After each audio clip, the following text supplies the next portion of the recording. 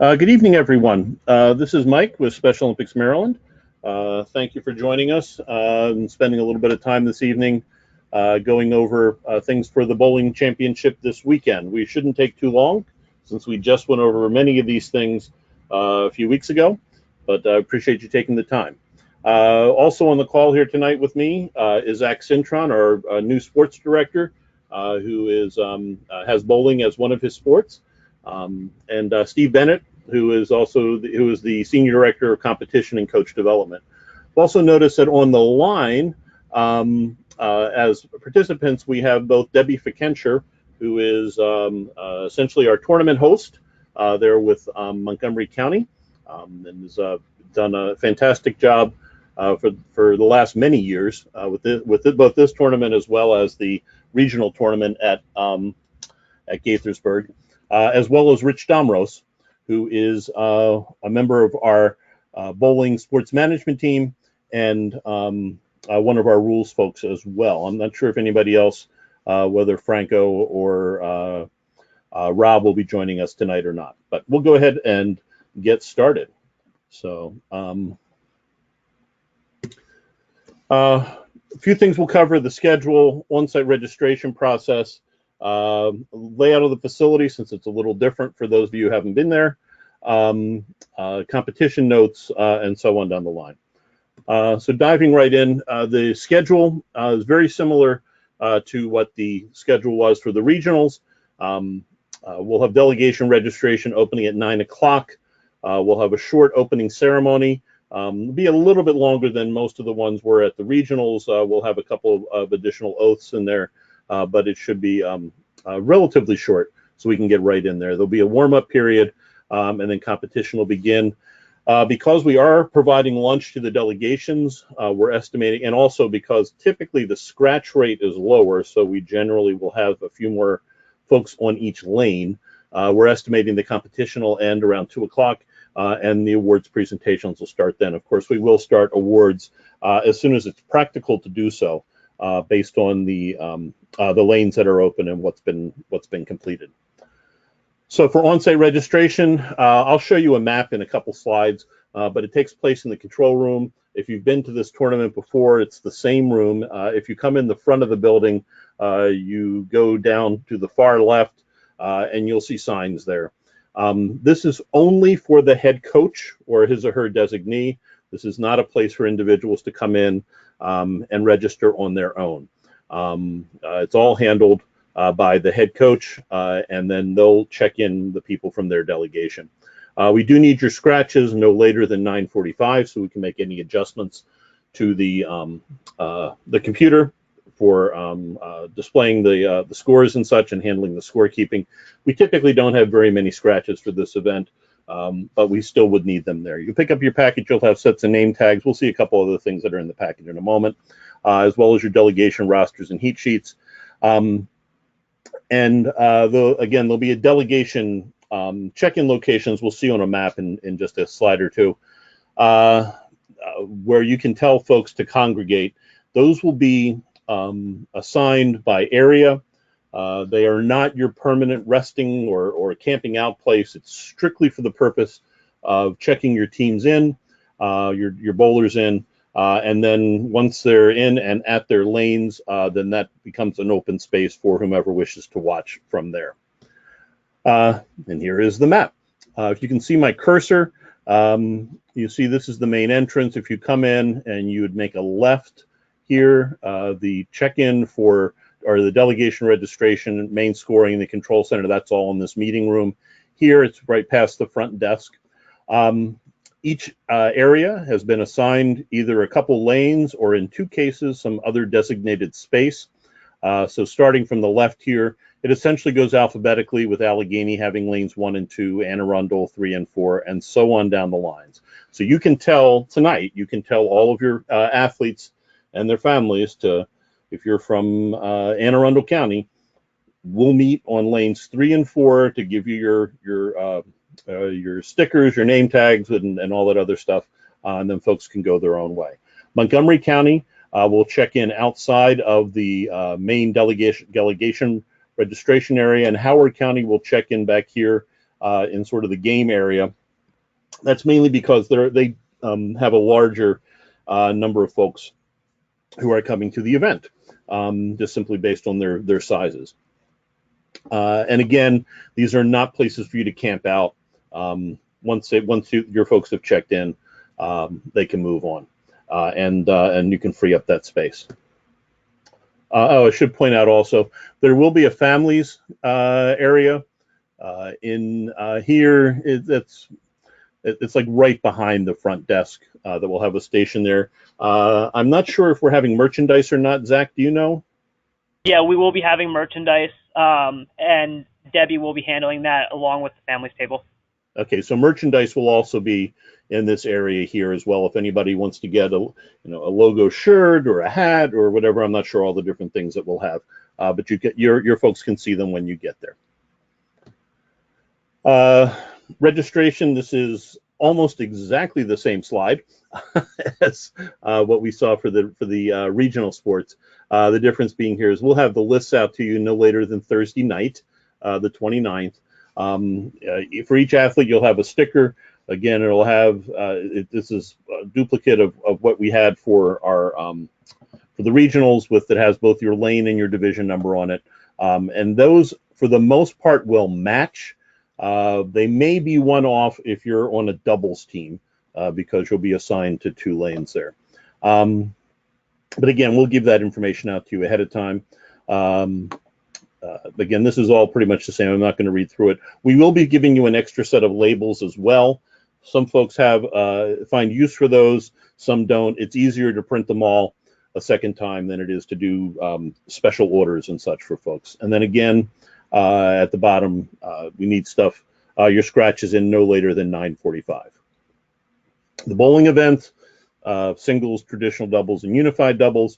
And again, all of these are, this information is the same. We do have, I think it's, Zach, what is it, 12 or 13 ramp bowlers? Right now, we're looking at 13 ramp bowlers for our Sunday. Okay, so, and I know that the facility there has a fairly large number of ramps, but if you have some ramps, it would not hurt for you to bring them along with you. And then also, one of the things that we do need to know, Zach, I don't know if you have the names there with you, but we know that not everybody who uses a ramp uses a wheelchair or has the need to be on one of the lanes where there is no step down.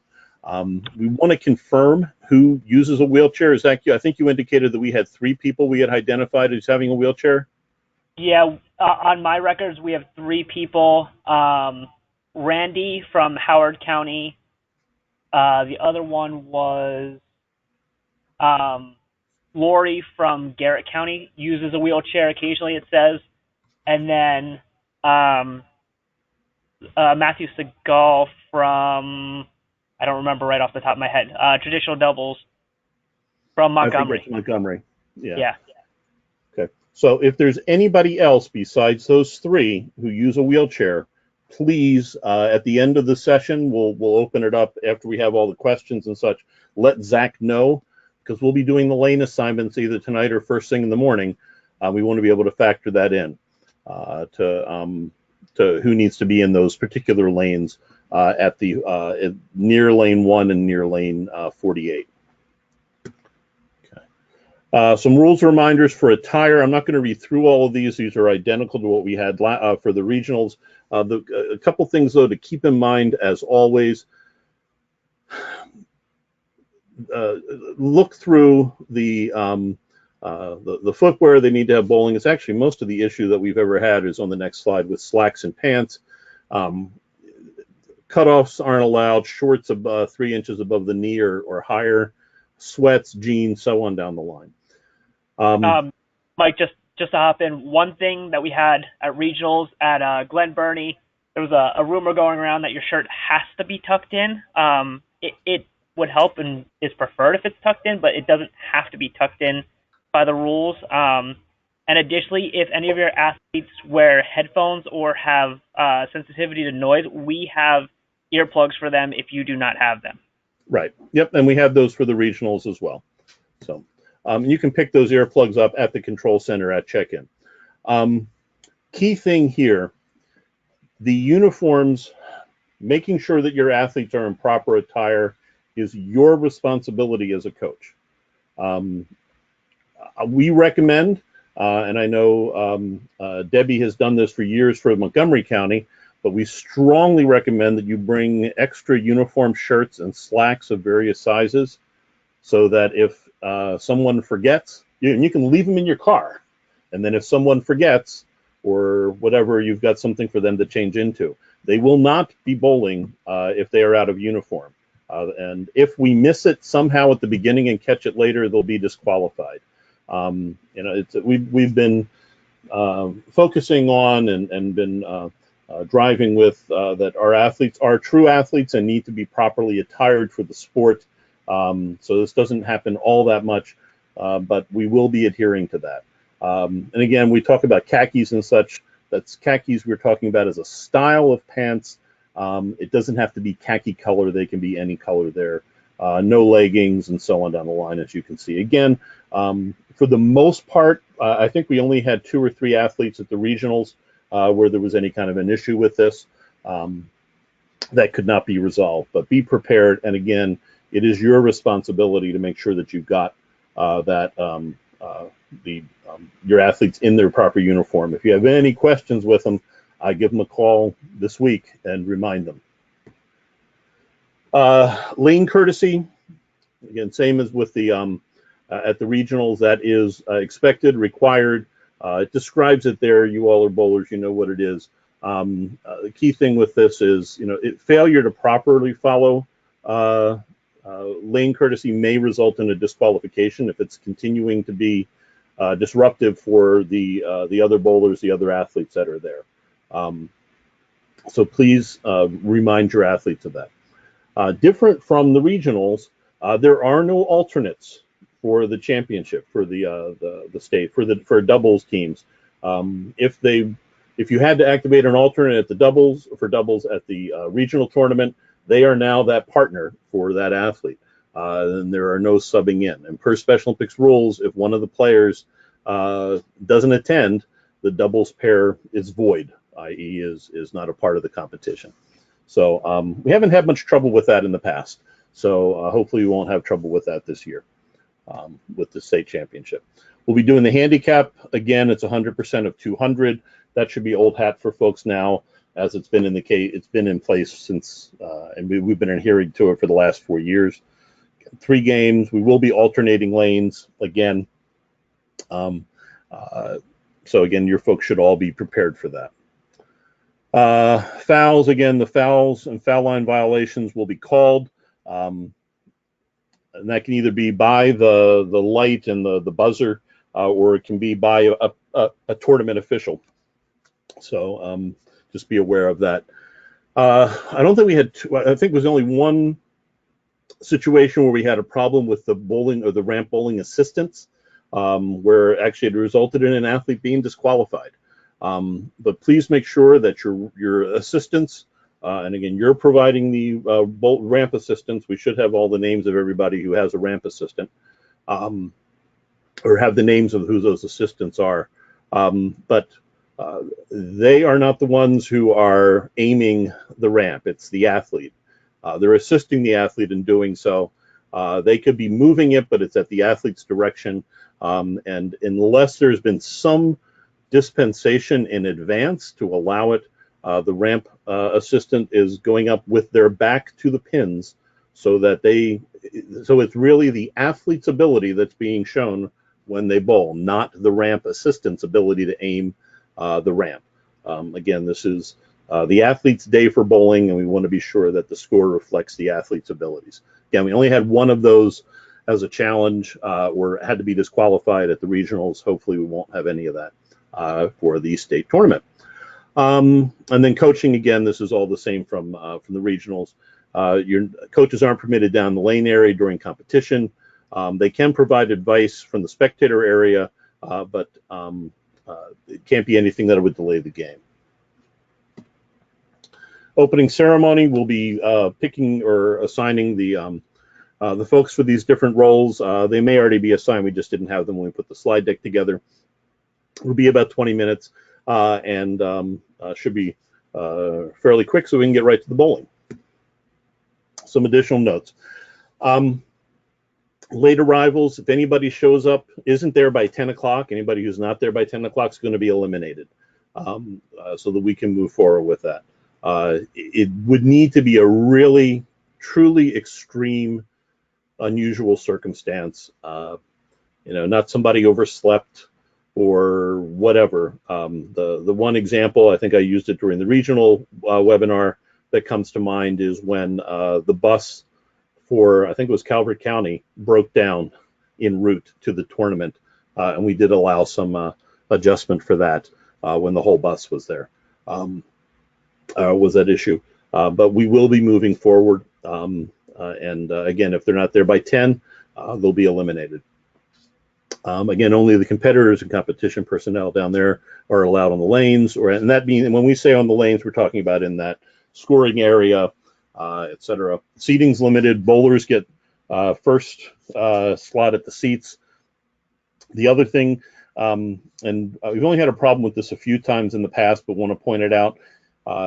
If you or a family member from your delegation is asked to move a chair by either Special Olympics Maryland or one of the folks running the tournament or Bowl America, that chair has to be moved. We're not asking because we're trying to be obnoxious. We're asking because there are fire regulations or traffic flow issues or access to certain things. We realize that people don't necessarily realize that they may be positioning that chair in the way. But if we do ask someone to move it, they need to move it. And also, as a reminder, the codes of conduct are in effect for all delegation members, athletes, partners, coaches, volunteers, as well as all family members and spectators. We'll have copies of the codes available on site if there's any question, and we'll definitely have them available at the family table. Lunch, a little different from how we've described this in the past, although it's essentially the same as what we've tried to do for the last couple years. Sandwiches, ham or turkey with the snack item and such. Lunches will be brought to the lanes by a designated group of volunteers. We're calling them lunch volunteers. I don't know if they have a special name or whatever. The athletes should not be leaving the lanes to go and get the lunches. The volunteers on the lane should not be leaving the lanes. The coaches should not be coming looking for the lunches. They will be brought to the lanes and distributed there to the athletes. We know at this point who has a special meal need. If there's anybody who you haven't submitted, send it to Zach by tomorrow, and we'll know what lane that athlete is on, and we'll make sure that it's brought there. Families and spectators can certainly use the snack bar. We are strongly discouraging.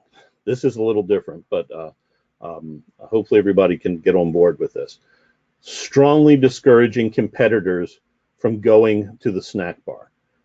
We certainly want the snack bar to have as much business as possible, but we're providing lunch to the athletes for one reason, to keep the thing moving, and so that athletes aren't in line and such, waiting to go. Please don't encourage your athletes to go up to the snack bar. They're there to bowl. This is a state championship. It's not a championship in eating French fries. It's a championship in bowling. There really shouldn't be a need for them to go up and get any food. They will get 0 points. We're not going to hold up any frame for an athlete who's up in line at the snack bar. They'll get a 0 for that. And that certainly can make a difference in the final results. So please work with your athletes, work with your family members. I realize in many cases it's the family more so than the athlete who is becoming a challenge with that. But keep them on the lanes and bowling. And again, there will be a short break for them to eat their lunch that's brought to them on the lanes, typically between the second and third games. Awards will be presented also. Plan is to do them on the lanes as well, starting at approximately 2 o'clock. Again, as I mentioned when we were looking at the schedule, that's really going to be dependent upon when the different lanes finish and where we have at least 3 adjoining lanes that are done or where no one's bowling, where we can do a do the presentation, so that we're less likely to distract anybody else who's still bowling. So if you're done and the lanes next to you are still going for a little while, just please be patient and let those athletes do their best by not being distracted by presentations for awards for your lane. We'll get to you. The weather, we do have an inclement weather date, which is December 9th. It does not look like at all we'll need to use it. At this point, I checked 3 different forecasts, and there is no forecast at all for snow and ice in the Gaithersburg area, either Saturday or Sunday. Sunday's supposed to be between, I think it's 45 and 60 degrees.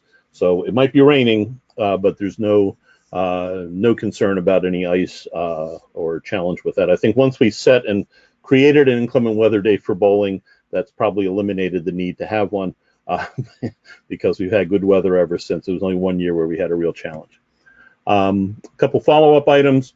Again, as I mentioned before, those athletes who need wheelchair access, if it's anybody other than the 3 that Zach mentioned earlier, and again, Zach, that was Randy Pennenberg from Howard County, Laurie Bittinger from Garrett, and I forget the third from the traditional double pole. Oh, from Montgomery. Yeah, we think it's Montgomery. Yeah. So if any of your athletes besides those 3 need wheelchair access to the lanes or have significant mobility issues where going up and down the step would be a huge challenge or a significant challenge. I'm sorry, I don't want to make it, what the athlete's ability is the athlete's ability. Let us know because we'll be assigning lanes accordingly. Again, special meal needs or whatever, get them to Zach no later than tomorrow. There's his email address. If he doesn't hear from you, we're going to assume you have no special dietary concerns. Don't assume that we've picked stuff up off of the medical. We certainly look at the medicals, but that doesn't necessarily specifically say all sorts of special dietary needs. Plus, the medical can be up to 3 years old. There could be a change. So just make sure that you get that information to Zach. Again, uniforms, be sure your athletes are in proper attire. You should check them before we go through doing the uniform inspection and bring extra pieces in case your athlete needs them. And then just congratulations again. We've had a great season, had 4 really successful regional tournaments. I saw some fantastic bowling. I was at the Ellicott City site and had several just phenomenal bowlers there. Not just bowlers who had multiple marks, but bowlers who maybe were bowling in the 30s or 40s who just had some exceptional games. So that's a credit to you as their coaches and such. So with that, the only other thing we have is if there's any questions. And if you have a question, you can either raise your hand in the box to do so, and we'll open up the line and let you ask your question verbally, or type it into the question box. And we'll see if there's anybody. And as a reminder, this is Steve. As a reminder, all the slides and everything will be sent out to you guys at the latest tomorrow, so that you can have those lane assignments where your delegation can meet prior to going to their lanes and getting their name tags and everything. So again, this information will be emailed out to each one of you. Okay, I don't see any raised hands. Zach, do we have any questions typed in? Nope. Okay. Well then, once again, thank you for everything you've done all season. We're looking to have a great season finale on Sunday, and thanks again, and look forward to seeing you in several days. Have a great rest of your evening.